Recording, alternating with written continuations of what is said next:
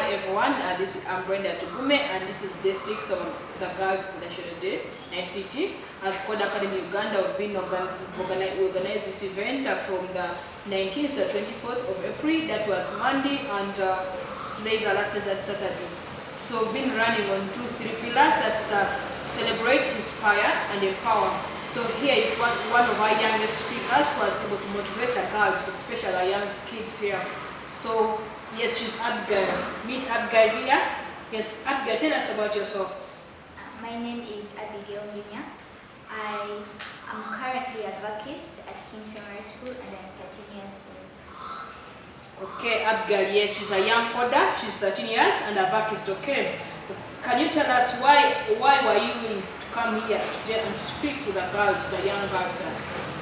I was willing to come here today so as to inspire the girls out there who think they can't do it, because most of the businesses run nowadays are run by men, and most times we have no one to look up to so that we can achieve what we want to achieve. But I believe that a girl can also do what a man does if she puts in hard work, determination. Okay, yes, thank you so much, Abigail. Okay, so in simple terms, how do you describe programming to someone? Programming is giving instructions to a computer so that it can do what you want it to do. Wow, that's nice. It's do what? Pardon? Giving instructions to a computer. Well, giving instructions to a computer. Okay. So I'd just love to know, did you have a role model to reach where you are, or do you have a role model right now? Right now I have 2 role models. My first role model is Linda Lucas, who is a programmer, and she also is a book writer. She has written many books for children, helping children to inspiring children to start up coding and to start learning coding. My second role model is my mom, because she's hardworking and she does not give up until she wants to achieve something. Wow, that's nice. Okay, and I love it at being as your mom as a role model, so she teaches you to be persistent. Okay, so for example, how would I prepare to be successful in the programming field from the experience you've been up to now? How could you advise someone to prepare? I would advise someone to prepare in the tech field by doing research on what programming is, because that's the first step to begin with. Do research, learn more about what people do in coding, the achievements of people, some of the people who have achieved coding, and also practicing coding after you decide to start learning coding. Practice it so that you can get better and learn new things in the code. Wow, thank you so much. And I'll also ask you, being that you're a new person vacist, when did you start learning code? I started learning coding last year after schools were closed due to the coronavirus outbreak. After I found that I had time to carry on another activity, I decided to start coding. Wow, so that means the same last year you were a candidate, yes? So how were you able to juggle coding and books? It took time for me to get used to coding and also my books, because I had to prepare for also my PLE and I had to pass my PLE well. So I decided to make my own personal timetable where I would have the time for coding, specific time for learning, specific time for books, even time when I have a break. So the timetable really helped me, and I learned how to manage it. Okay, so in 5 years from now, how do you see yourself?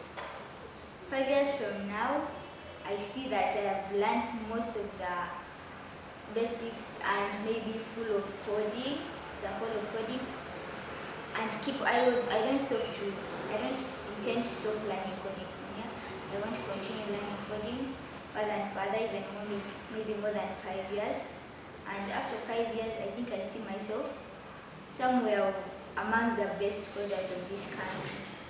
Wow. So that's very nice that you at least have a vision for your life beyond just a simple coding you do.